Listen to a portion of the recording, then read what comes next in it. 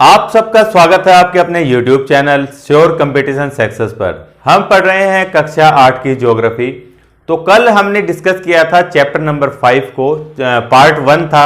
आज हम पार्ट 2 पढ़ेंगे, बचे हुए चैप्टर को पढ़ेंगे हम यहाँ पर। चैप्टर के नाम की अगर बात की जाए तो उद्योग है। कल की वीडियो में आप लोगों ने समझा था कि उद्योग क्या है। मैंने आपको बताया था कि जो उद्योग है ये द्वितीयक क्रिया के अंदर शामिल है। इकोनॉमिक जो क्रियाएं होती हैं, 3 क्रियाएं होती हैं, प्राथमिक, द्वितीयक और तृतीयक। तो उद्योग जो है ये द्वितीयक क्रिया है, ये चीज आप लोग अच्छी तरह से समझ चुके हैं। उसके अलावा मैंने आपको बताया था कि किस प्रकार से उद्योगों का वर्गीकरण किया गया है विभिन्न विभिन्न आधार पर।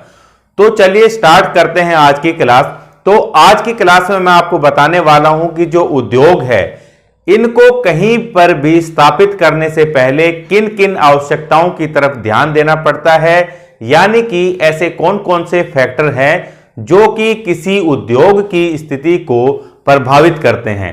यानी कि मान लीजिए आप लोग कहीं पर उद्योग स्थापित करने वाले हैं, तो आप लोगों को कौन कौन सी चीजों को ध्यान में रखना होगा किसी भी उद्योग की स्थापना करते वक्त। तो चलिए देखिए, मान लीजिए कोई इंडस्ट्री है। इंडस्ट्री यानी कि हम उद्योग की बात कर रहे हैं। इस प्रकार से ये उद्योग है, यहां से इस प्रकार से चिमनी, आमतौर पर आप लोग इस प्रकार की छवि देखते होंगे जब उद्योग धंधों के बारे में सोचते होंगे। तो इस प्रकार से ये मान लीजिए कोई उद्योग है।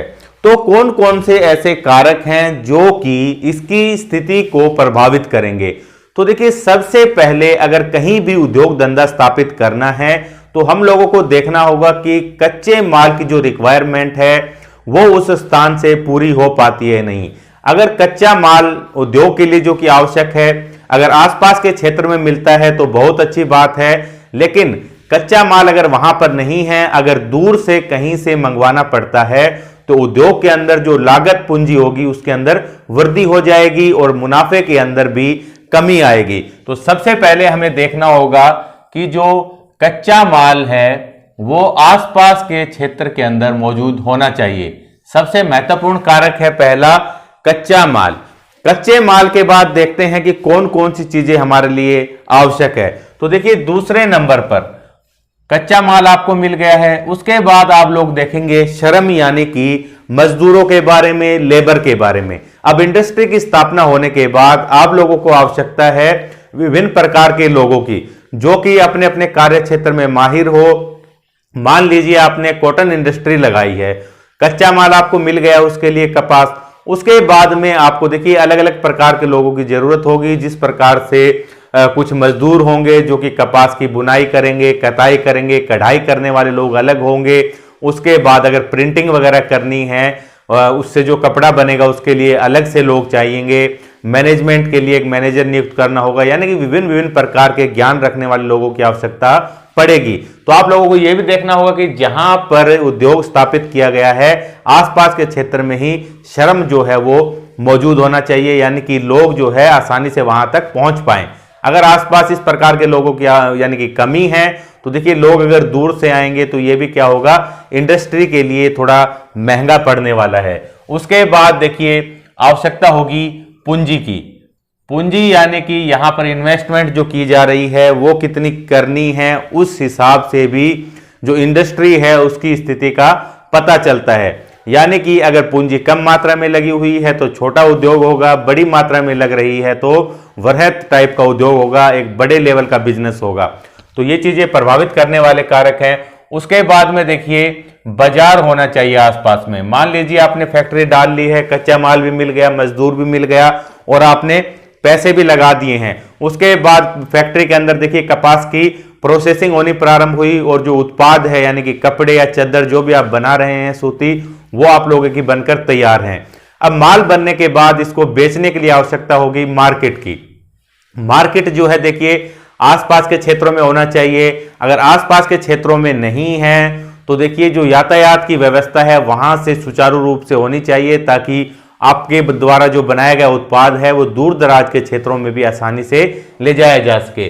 तो बाजार की आवश्यकता होगी। उसके अलावा देखिए महत्वपूर्ण जो कारक है जल। किसी भी उद्योग धंधे के लिए जो जल है वो महत्वपूर्ण एक कारक है। देखिए फैक्ट्री के अंदर जो भी लोग कार्य कर रहे हैं उनको भी साफ स्वच्छ जल चाहिए। उसके अलावा उद्योग धंधों के अंदर जो भी प्रोडक्ट बनते हैं ज्यादातरों में पानी का बहुत मात्रा में इस्तेमाल किया जाता है। एग्जाम्पल के तौर पर देखिए, अगर ये फैक्ट्री जो बनाई गई है, अगर ये कागज का निर्माण करती है, पेड़ पौधों से जो लुगदी तैयार होगी उसके बाद अगर कागज का निर्माण हो रहा है, तो उस इंडस्ट्री के अंदर जल का जो योगदान है वो बहुत ज्यादा होता है। लगभग 1 किलो कागज बनाने के लिए 100 लीटर पानी का इस्तेमाल किया जाता है। तो इस प्रकार से ये तो मैंने एक एग्जाम्पल दिया है। आप देखेंगे कि अलग अलग फैक्ट्रियों में किसी भी प्रकार की हो, पानी जो है वो सबसे ज्यादा महत्वपूर्ण है। उसके बाद देखिए संचार यानी कि जो कम्युनिकेशन है वहां पर किस प्रकार का है, ये चीजें भी देखनी होगी। अगर रिमोट एरिया पर फैक्ट्री स्थापित कर ली है आपने, संचार की उचित व्यवस्था नहीं है, तो फैक्ट्री का जो कारोबार है वह पूर्ण रूप से प्रभावित होगा। संचार के अलावा देखिए जो परिवहन कैसा होना चाहिए, सुचारू रूप से होना चाहिए। अभी मैंने आपको बताया था कि कहीं पर भी उत्पाद भेजना हो उसके लिए आवश्यक है कि जो परिवहन के साधन है वो अच्छी तरह से उस एरिया के अंदर डेवलप होने चाहिए। उसके बाद देखिए जो विद्युत यानी कि पावर की सप्लाई है वो सुचारू रूप से होनी चाहिए। लाइट का जो इंतजाम है वो अच्छी तरह से होना चाहिए। देखिए कहीं पर भी ये सारी फैसिलिटी मिलती है तो ये बहुत ज्यादा उपयुक्त है कि यहां पर एक फैक्ट्री की स्थापना की जा सकती है। अगर सारी ना मिले तो देखिए कुछ मिलती है, लेकिन उनसे अगर उद्योग धंधा अच्छी तरह से चल सकता है तो उस केस में भी फैक्ट्री स्थापित की जा सकती है। मान लीजिए चलो श्रम वगैरह लेबर है वो दूर से आ जाएगी, लेकिन अगर वहां पर जल है, संचार है, परिवहन, बिजली है तो भी स्थापित की जा सकती है फैक्ट्री। इस प्रकार से ये कुछ कारक है जो कि फैक्ट्री को स्थापित करते हैं। अब देखिए फैक्ट्रियां आमतौर पर आप लोग देखेंगे कि फैक्ट्रियां जो हैं वो बड़े बड़े शहरों के अंदर स्थित होती है। बड़े बड़े शहरों से आप बाहर निकलेंगे तो industry area, industrial development colony, इस प्रकार के नाम आपने सुने होंगे। इंडस्ट्रियल एरिया का तो निश्चित रूप से सुना होगा। यहां पर क्या है कि बहुत सारी जो उद्योग हैं वो बहुत सारे वहां पर स्थापित होते हैं। तो इसी प्रकार से देखिए जो हमारी गवर्नमेंट है वो चाहती है कि ये उद्योग धंधे जो हैं वो छोटे कस्बों या शहरों, छोटे क्षेत्रों में भी लगने चाहिए। वहां पर लगने से क्या फायदा होगा, एक तो देखिए वहां की जनता को रोजगार प्राप्त होगा पास में। उसके अलावा जो इंडस्ट्री हैं, जो उद्योग धंधे हैं, ये हमारे देश के डेवलपमेंट के लिए भी बेहद आवश्यक हैं। इसी चीज को ध्यान में रखते हुए देखिए सरकार जो है वो अलग अलग प्रकार की फैसिलिटी इन इंडस्ट्रीज को प्रोवाइड करती है, जैसे कि विद्युत वगैरह के अंदर जो बिजली पावर सप्लाई होती है फैक्ट्रियों के अंदर, इसके अंदर सब्सिडी दी जाती है। यानी कि आप लोगों को पूरा बिल नहीं भरना है, कुछ बिल का हिस्सा सरकार के द्वारा दिया जाएगा। इसके अलावा देखिए भूमि वगैरह भी सस्ते रेट पर प्रोवाइड करवाई जाती है। उसके अलावा सरकार के द्वारा योजना चलाई जाती है कि आप यहां पर फैक्ट्री वगैरह लगाएं, आपको क्या मिलेगा, 3 साल तक टैक्स फ्री कारोबार करने का अधिकार मिलेगा। इस प्रकार के प्रलोभन दिए जाते हैं, लुभाया जाता है इन्वेस्टर्स को कि वो यहां पर छोटे क्षेत्र के अंदर अपनी फैक्ट्री वगैरह स्थापित करें, उद्योग धंधे यहां पर लगाएं ताकि जनता का ज्यादा से ज्यादा हित हो सके। तो ये कुछ फैक्टर थे जो कि फैक्ट्री की स्थिति को प्रभावित करते हैं। तो देखिए इसके बाद हम पढ़ेंगे अभी औद्योगिक तंत्र यानी कि इंडस्ट्रियल सिस्टम। इससे पहले हमने जो चैप्टर पढ़ा था कृषि, उसके अंदर भी हम लोगों ने पढ़ा था कि जो कृषि है वो अपने आप में क्या है, एक पूरा तंत्र है, पूरे का पूरा सिस्टम है, जिसे हमने क्या कहा था, कृषि तंत्र या फिर फार्म सिस्टम उसको कहा था। इसी प्रकार से ये जो उद्योग धंधे हैं ये भी अपने आप में क्या है, एक पूरे सिस्टम का निर्माण करते हैं, तंत्र का निर्माण करते हैं। और उद्योग धंधों द्वारा निर्मित जो सिस्टम है वो क्या कहलाएगा, औद्योगिक तंत्र कहलाएगा। पिछले चैप्टर में कृषि तंत्र के अंदर मैंने आपको बताया था कि कोई भी चीज को सिस्टम होने के लिए देखिए इनपुट चाहिएगा, उसके अलावा इनपुट के बाद उसके अंदर प्रोसेसिंग होगी, प्रोसेसिंग होने के बाद आप लोगों को आउटपुट मिलेगा। जिस प्रकार से हम लोग कंप्यूटर पर कार्य करते हैं, कंप्यूटर को कोई भी कमांड दी जाती है तो उसे इनपुट कहेंगे। इनपुट के बाद जो सीपीयू है उसको क्या करता है, हमारे द्वारा दिए गए इनपुट को प्रोसेस करता है और मॉनिटर या फिर स्कैनर जो प्रिंटर है उसके द्वारा क्या करेगा, आउटपुट प्रोवाइड करवा देता है। सेम इसी प्रकार से उद्योग धंधों में भी पूरा सिस्टम होता है, यहां पर भी इनपुट का सिस्टम रहेगा, प्रोसेसिंग होगी और उसके बाद आउटपुट मिलेगा। तो सबसे पहला यहां पर जो चरण होगा उसे हम क्या कहेंगे, देखिए इनपुट कहा जाएगा। इनपुट या फिर इसी को क्या कहते हैं, हिंदी में क्या कहेंगे, इनपुट को यहां पर यानी कि कोई ना कोई चीज का निवेश किया जाएगा, इन्वेस्टमेंट निवेश करेंगे या फिर इनपुट कहें आप इसको। अब निवेश के अंदर क्या किया जाएगा, अब हम यहां पर देखिए फिर से कॉटन इंडस्ट्री का एग्जांपल लेते हैं। तो अगर देखिए कॉटन इंडस्ट्री है तो यहां पर इनपुट क्या रहेगा इस केस में, तो देखिए सेम यही चीजें रहेंगी जो कि मैंने आपको फैक्टर बताए हैं। ठीक उसी प्रकार से देखिए कच्चा माल चाहिएगा, कपास, यहां पर लेबर का इन्वेस्टमेंट करना होगा, पूंजी लगानी होगी, पैसा वगैरह यहां पर लगाना होगा, जल वगैरह का इन्वेस्टमेंट होगा, पानी आएगा उद्योग धंधों में तो उसका बिल वगैरह भी पे करना होगा, संचार के लिए भी इन्वेस्टमेंट करना होगा, परिवहन के लिए भी लागत लगानी होगी। ये सब किसके एग्जाम्पल है, इनपुट के एग्जाम्पल है। जब ये सारी चीजें इनपुट की जाएगी यानी कि इन सारी चीजों का निवेश किया जाएगा, टोटल जो भी खर्चा होगा वो क्या कहलाएगा, निवेश कहलाएगा, इनपुट कहलाएगा। इनपुट के अंदर सभी पदार्थ भी शामिल होंगे जो कि हमने यहां पर लगाए हैं, पदार्थ भी, लोग भी, सब। उसके बाद देखिए यहां पर होगी प्रोसेसिंग। प्रोसेसिंग यानी कि लिखेंगे प्रोसेस, दूसरा जो स्टेप है वो क्या है, प्रोसेस होगी। और तीसरा जो हमें मिलेगा वो क्या मिलेगा, आउटपुट यानी कि निर्गत। और यहां प्रोसेस का मतलब है परक्रम यानी कि कौन कौन सी क्रियाएं हो रही है निवेश के बाद। आउटपुट क्या होता है, निर्गत, क्या आउटपुट निकल रहा है। तो निवेश आप लोग समझ गए हैं। अब देखिए कपास जो है कच्चे माल के रूप में मिल चुकी है इनपुट के रूप में, उसके अलावा हमारे पास मजदूर वगैरह भी हैं, सब चीजें यहां पर लग चुकी हैं। उसके बाद क्या होगा, प्रोसेस के अंदर क्या किया जाएगा, ये जो कच्चा माल है यानी कि कपास, इसके साथ कई क्रियाएं की जाएगी, इसकी प्रोसेसिंग होगी। प्रोसेसिंग के अंतर्गत देखिए सबसे पहले जो हमें कपास मिला है इसकी कताई की जाएगी, इसको धागे के अंदर कन्वर्ट किया जाएगा, धागे के बाद इसका कपड़ा बनाया जाएगा, कपड़ा बनाने के बाद देखिए उसकी प्रिंटिंग वगैरह की जाएगी। ये सब क्या कहलाएंगे, इन्हीं को ही प्रोसेस कहते हैं। जब ये सारी प्रोसेस पूरी हो जाएगी तो हमें क्या मिलेगा, एक कपड़ा मिलेगा जो कि पूरी तरह से तैयार होगा, प्रिंटेड होगा। तो ये जो प्रोडक्ट हमें मिला है ये क्या कहलाएगा, आउटपुट। तो आउटपुट के अंदर हमें क्या मिलेगा, देखिए आउटपुट के अंदर मिलेगा हमें उत्पाद मिलेगा यानी कि प्रोडक्ट मिलेगा। और प्रोडक्ट को जब सेल किया जाएगा तो इससे ही हमें क्या मिलेगा, पूंजी मिलेगी यानी कि पैसा मिलेगा। यानी कि हमने निवेश किया और अंत में भी हमें क्या मिला, इसको बेचने के बाद अधिक से अधिक मुनाफा कमाया गया है, ये क्या कहलाएगा, आउटपुट कहलाएगा। जो प्रोडक्ट बना है ये भी क्या कहलाएगा, आउटपुट कहलाएगा। तो इस प्रकार से ये पूरे का पूरा एक सिस्टम बनता है। तो देखिए विश्व के अंदर आप देखेंगे कई जगहों पर जो इंडस्ट्रीज हैं, जो उद्योग धंधे हैं, वो एक दूसरे के समीप स्थित हैं, यानी कि पास पास में फैले हुए हैं। अभी मैंने आपको एग्जांपल दिया था, जैसे कि आप लोग देख सकते हैं इंडस्ट्रियल एरिया में क्या है कि एक ही स्थान पर, यानी शहर से अब जब बाहर निकलेंगे तो एक ही स्थान पर विभिन्न प्रकार के उद्योग धंधे, फैक्ट्रीज आप लोगों को मिल जाएगी। ये सब क्या है, एक दूसरे के लिए लाभकारी भी हैं। भाई किसी उद्योग धंधे को किसी चीज की अगर आवश्यकता है तो वो वहीं की वहीं किसी दूसरे उद्योग धंधे से पूरी हो जाएगी।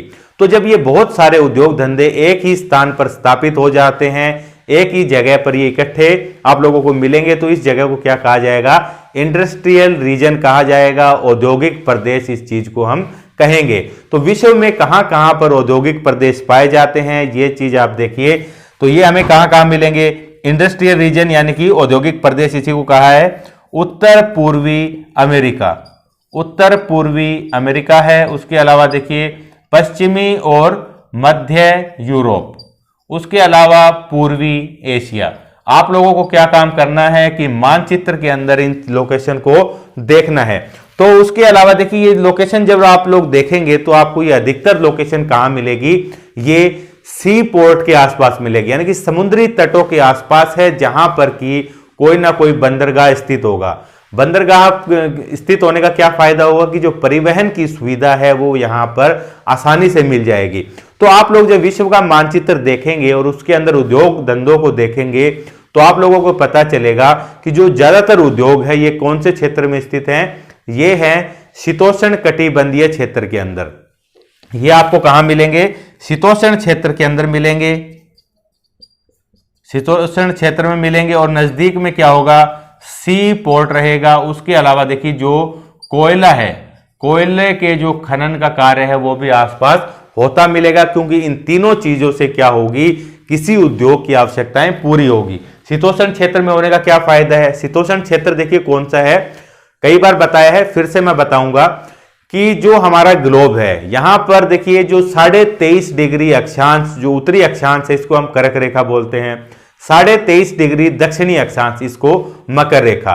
कर्क रेखा से मकर रेखा के बीच का जो क्षेत्र है इसको क्या कहेंगे? उष्ण कटिबंधीय क्षेत्र कहा जाएगा। एक मिनट आप लोग समझ ले यहां पर।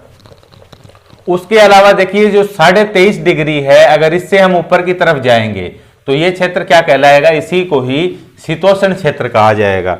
देखिए इस प्रकार से ये हमारा ग्लोब है, 0 डिग्री इक्वेटर हो गई, 23.5 डिग्री यानी कि ये कर्क रेखा है, यहाँ पर मकर रेखा। ये क्षेत्र जो आप देख रहे हैं ये उष्णकटिबंधीय क्षेत्र है। और उष्णकटिबंधीय क्षेत्र से जब ऊपर की तरफ जाएंगे तो ये कौन सा मिलेगा? यहाँ पर ये शीतोष्ण क्षेत्र है। यहाँ की विशेषता क्या है? उष्णकटिबंधीय जो क्षेत्र है यहाँ पर तापमान सर्वाधिक रहेगा। उसके बाद ये जो पोलर रीजन है यहाँ पर जो टेम्परेचर है वो बहुत ज्यादा कम होता है, ठंडा रहेगा। उसके अलावा जो ये मैं आपको बता रहा हूं शीतोष्ण क्षेत्र, ये क्या है?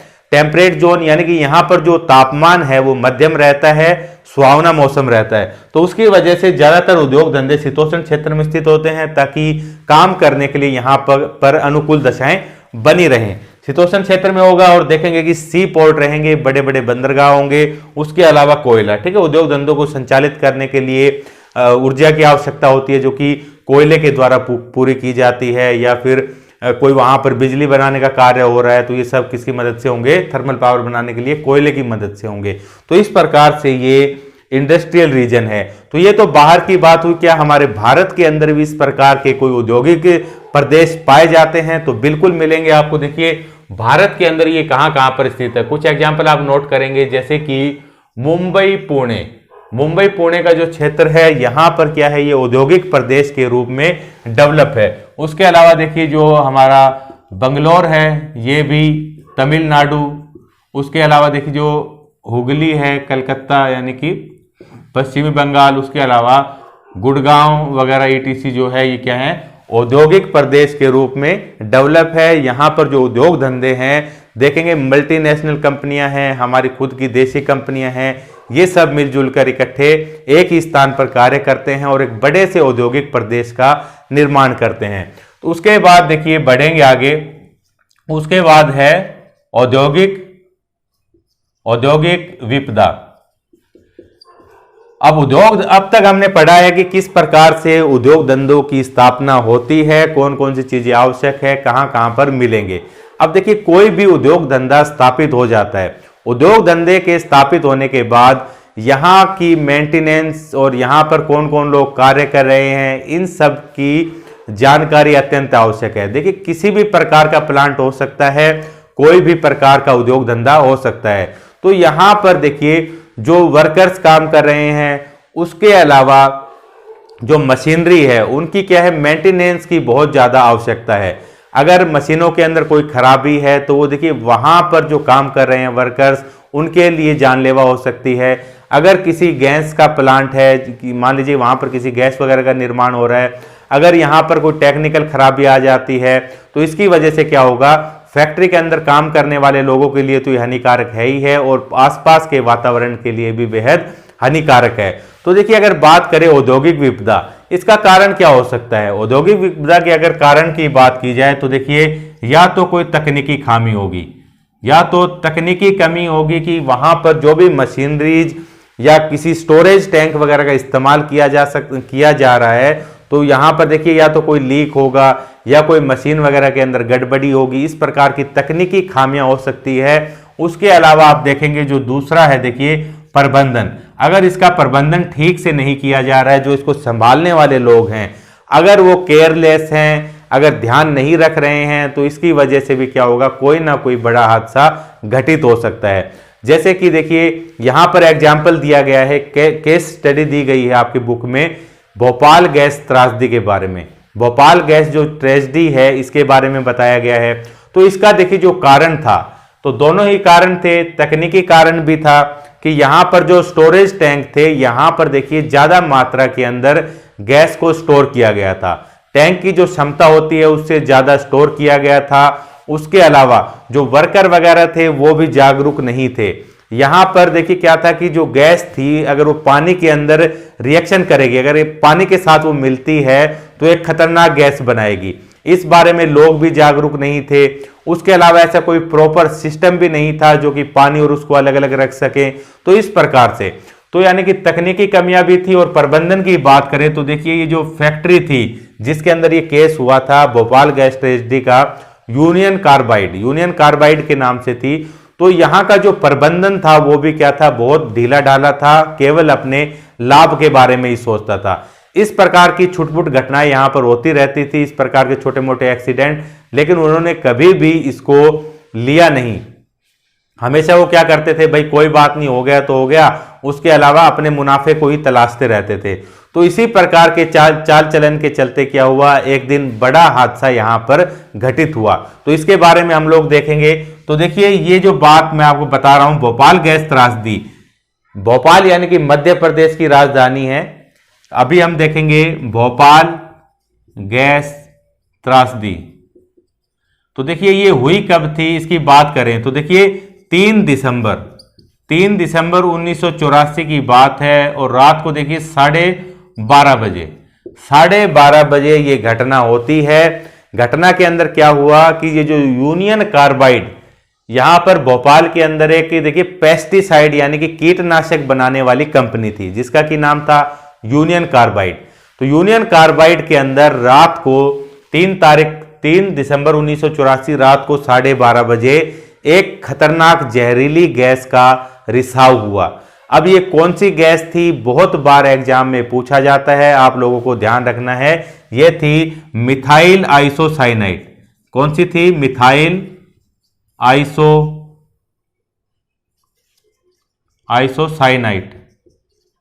आइसोसाइनेट, ठीक है, इसको MICB कहा जाता है। तो इस गैस का यहां पर रिसाव हुआ जो कि बेहद जहरीली थी। अब देखिए रात का समय है, सभी लोग अपने अपने घरों में सो रहे थे। जो आसपास के क्षेत्र में जितने भी लोग थे, किसी को भी भागने का मौका नहीं मिला।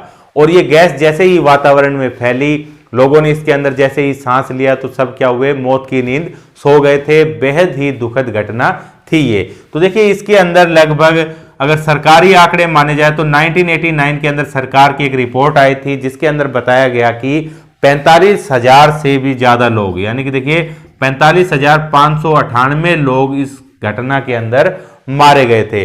ये तो सरकारी आंकड़े हैं, यहां पर कम से कम दिखाने की कोशिश की जाती है। अगर रियल में आप देखेंगे तो आंकड़ा इससे कहीं ज्यादा अधिक होगा। इतने लोग तो मारे गए थे, लाखों लोग इससे प्रभावित हुए थे। जो लोग मारे गए वो तो मर गए, इसके अलावा जो लोग इस घटना के बाद जीवित बच गए थे वो इसके परिणाम को आज भी भुगत रहे हैं। तो यहां पर देखिए जो लोग इस घटना में बचे थे तो उनके अंदर क्या हो रहा है, कई प्रकार की स्वास्थ्य समस्याएं यहां पर देखी जा रही है। आंखों की प्रॉब्लम है, फेफड़ों से जुड़ी समस्याएं हैं, चर्म रोग है, इस प्रकार के कई रोगों से ग्रसित हैं यहाँ के लोग, जहां पर ये भोपाल गैस त्रासदी हुई थी। तो देखिए इस पर एक कभी विशेष लेक्चर बनाऊंगा मैं भोपाल गैस त्रासदी पर। यहां पर केवल आपको छोटा सा बताया गया है कि अगर तकनीकी और उसका जो प्रबंधन है उद्योग धंधे का, अगर वो अच्छे तरीके से ना हो तो बड़ी बड़ी आपदाएं भी हो सकती है। तो ये जो भारत का केस है भोपाल गैस त्रासदी, विश्व के अंदर देखिए बहुत ज्यादा बड़ा और दुखदाई एक घटना है। इस चीज को हम लोग कभी पढ़ेंगे, एक अलग से वीडियो बनाऊंगा इसके बारे में।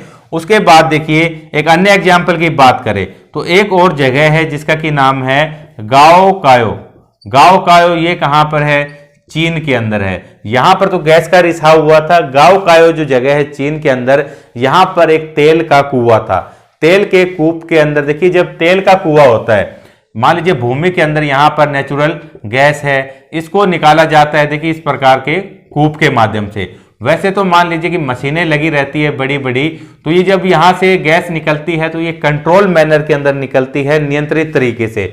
लेकिन जब यहाँ पर ये टेक्निकल फेलियर हो जाता है या लोगों को ज्ञान नहीं होता, उनकी किसी गलती की वजह से जब यहाँ से ये कंट्रोल खत्म हो जाता है तो ये जो गैस है ये असीमित रूप से निकलना प्रारंभ हो जाती है।